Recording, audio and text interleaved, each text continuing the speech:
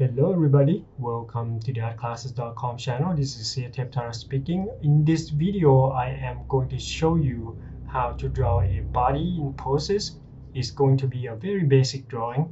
So for everyone who just wants to start out doing some drawing or doing some art. First, I am going to break down this drawing. This is a gesture drawing. It was done in 1 minute. First, I'm going to break down my drawing and my thought process of how I break each piece or each part of the body down.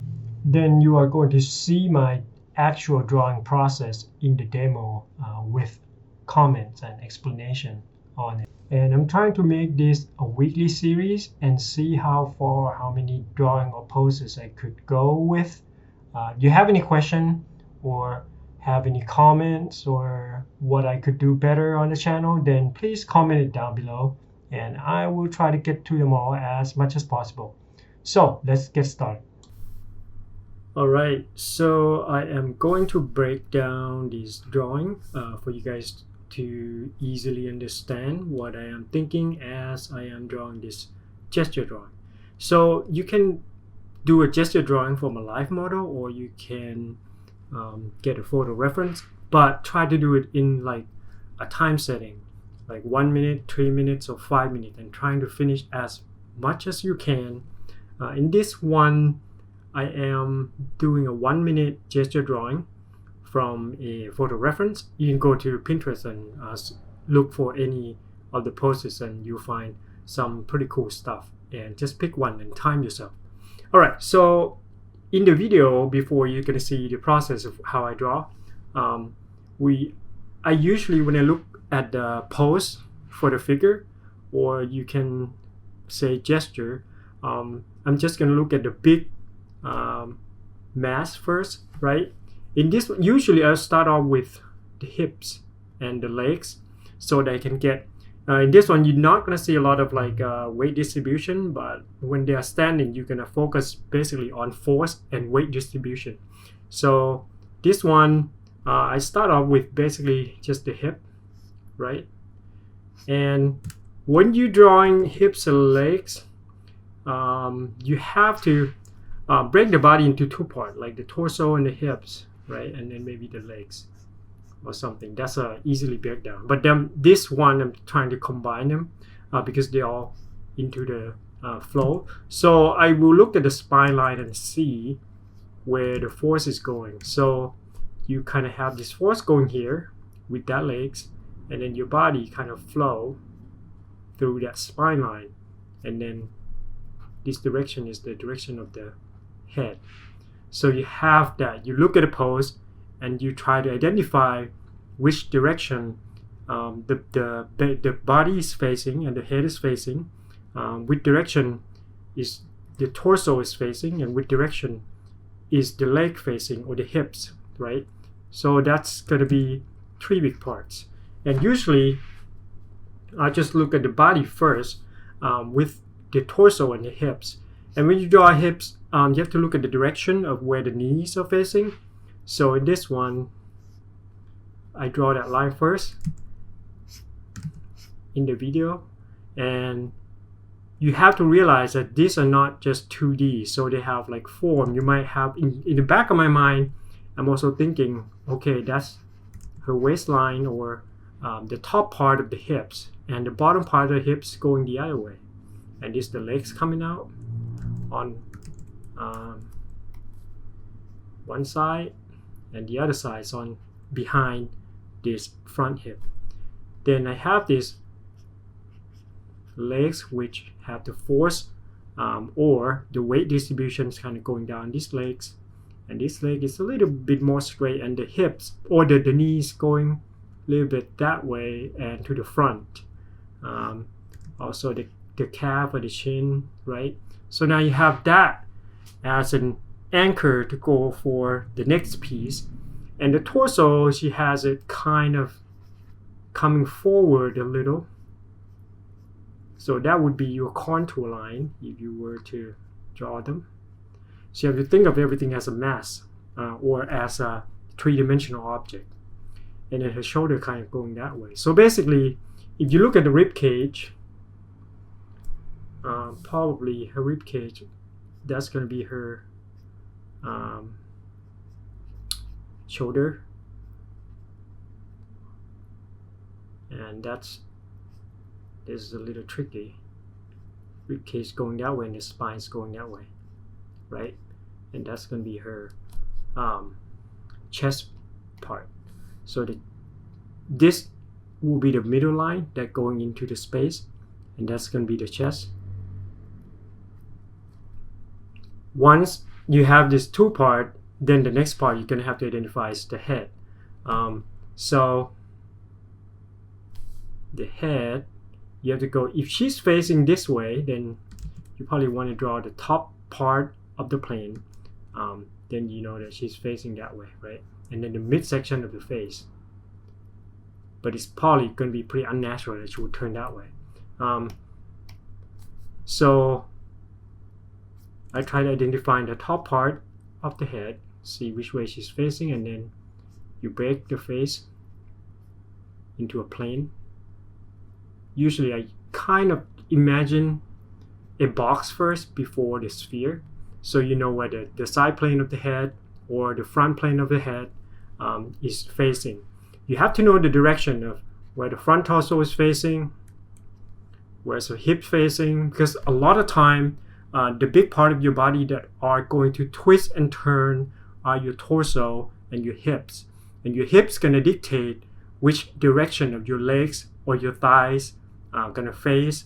And the thigh and the top part of the legs and the shin, the bottom part of the legs, they are basically gonna face the same way. You can't rotate your kneecap, right? So wherever the hips turn, that's where your leg's going to be facing. But the arms are slightly different. So in this one, once I get all these three parts, then I'm going to go into the arm, which is facing a little bit to the back. And you have to imagine it's kind of open if you look at the cylinder. And this is going to be your socket, shoulder, and then facing that direction. So always think or always measure your contour line. And this part is a bit complicated also because your arm turning backward, and then this right behind that is going to be your elbow, and that's where your arm can bend forward and backward, right? And then it turning back. So your bone is basically, so this, suppose this is shoulder socket, then that's going to be your upper arm bone. But then you're going to have your lower bone here, but then it's twist into, because usually you have two bones on your upper hands, but when you want to, your palms open like this, right? And you have two bones. But if your arm is, your hands twisting sideways, so this is your thumbs, supposedly, then, and your arm still, if your socket, shoulder socket is not turning along with that, then your bone's going to be one in the front and the other one's in the back. And then you have your wrist here. So this one is that case. One of them is in the front and one of them is in the back. And that's why it turned flat this way. And you have, you can see the side of your hands. And then the other arm, you see the elbows facing this way. Kind of like the same thing, but the opposite. Right? And then your thumbs is actually on the other side. And then the hair, I kind of added on to give it a flow movement. So what I mean is you have this going up and then turn this way, right? It's a long line. Then I have the intersect line, which create sort of like, or you don't want to do the same thing, but you want it to kind of cut it in opposite. So it create an interesting contrast, sort of, kind of helps. And as your body go up, your hands kind of, like it's a movement. Like if you put your hips up, your hair is gonna fall down. And if you twist your hip, sort of swing it That way then your hair is going to go the other way as your body trying to twist the other way. So it's just the imaginative movement that I kind of create afterwards. Anyways, the tutorial is going to be pretty quick. So it is going to be a minute gesture drawing. Hopefully you can see all this lighter line. I'm not sure, I created on iPad with the screen capture that came with. So hopefully you can see all the line. But as you see all the explanation, I'm going to go along with you step by step how I draw on the iPad using a Sketchbook Pro. Alright. So this is a Sketchbook Pro, and I just start off with the pencil. As you can see, I start off with the hips, and this is in real time, and the legs, and then I just go up and try to get the torso going. And if I pause, you're going to see me thinking, where am I going to go next? And then the arms and the forearms. Then try to emphasize on the hip lines and where the legs are coming out of on the hips, the front legs. Then the direction of the head and the other arm. So now we got pretty much the full gesture. Then I have the rest of the time that I can go in and decorate, or I can go in and accentuate certain part of the figure within that minute, right? So now I'm just adding the eye. It's maybe a little bit longer than a minute or two, but we're trying to get it in within a minute. Then I got the facial feature down roughly, and the hairline, the direction of the face, like I said, is pretty important. Then I'm just trying to get the whole head shape going on top of her head, then the back of the skull, then the hair, and then I'm trying to accentuate maybe the neck and the torso, because it's going to be very important to show the direction of the top of the shoulder and her collarbone where it's showing, right? And then her chest. So now you know that the torso bent down and kind of coming a little bit forward in foreshortening. Then the shoulder that turning backward, and her armpit. Then I'm going down to the kneecaps, and then try to draw over her arm a little bit. Emphasize on the hair and the foot, and that should be about it. I'm trying to get 2 foot together so that you can see a little bit of the weight distribution on this pose. The weight distribution is really important, and a little bit of the back and the other legs. Alright, I think then I try to shade really quickly on the hair, and this is pretty much almost there. So I think this is it. That's how I draw the whole body of this pose. And you can use pencil and paper to follow me along. It doesn't make any difference as much. And I use Sketchbook Pro instead of Procreate because I like how the grain and the size of the pencil on the iPad. The pencil in Procreate is too small to make a really variation of the line. They're tiny, they're like mechanical pencil.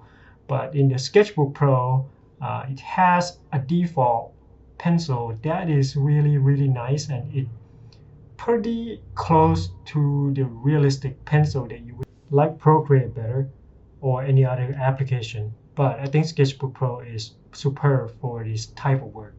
Not the finished stuff, but the sketch stuff.